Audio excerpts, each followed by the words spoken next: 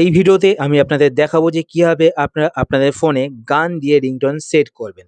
আপনাদের ফোনে যদি কোনো কল আসে তখন আপনাদের ফোনে আপনাদের পছন্দের গান বাজবে।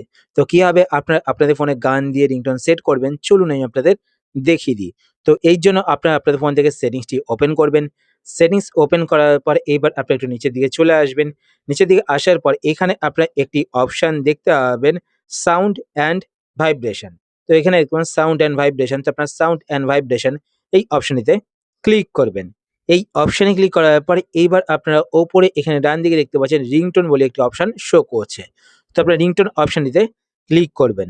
রিংটোন অপশনে ক্লিক করার পর এইবার আপনারা এখানে একটি অপশন দেখতে পাবেন চুজ লোকাল রিংটোন। তো আপনারা চুজ লোকাল রিংটোন এই অপশনটিতে ক্লিক করবেন। এই অপশনে ক্লিক করার পর এইবার আপনারা এখানে একটি অপশন দেখতে পাবেন মিউজিক বলে। তো আপনারা মিউজিক অপশনটিতে ক্লিক করবেন। ক্লিক করার পর এবার আপনাদের ফোনে যত গান রয়েছে সমস্ত গানগুলো এখানে দেখতে পাবেন। এবার আপনারা এখান থেকে যেই গানটিকে অ্যাজ এ রিংটোন সেট করতে চান সেই গানটি এখান থেকে সিলেক্ট করবেন। তো এখানে দেখতে পাচ্ছেন গ্লাস, তো এই গানটি আমি অ্যাজ এ রিংটোন সেট করতে চাই, তো আমি এই গানটি এখান থেকে সিলেক্ট করে নেব। সিলেক্ট করার পর দেখতে পাচ্ছেন এখানে কিন্তু রাইট সাইডে চলে এসেছে, আপনার গানটি শুনতে পাবেন। ঠিক আছে?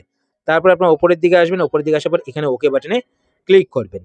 ওকে বাটনে ক্লিক করার পরে এইবার আপনারা কি করবেন দেখতে পাচ্ছেন উপরে এখানে রিংটোন, তার নিচে আপনারা এখানে একটি অপশন দেখতে পাবেন মাই রিংটোন বলে।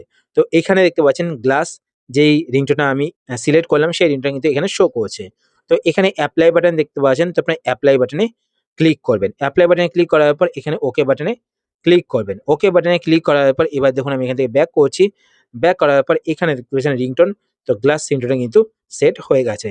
তো এইভাবে কিন্তু আপনারা আপনাদের ফোনে পছন্দের গান দিয়ে রিংটোন সেট করতে পারেন। তো আশা করছি আজকে ভিডিও আপনাদের হেল্পফুল হয়েছে।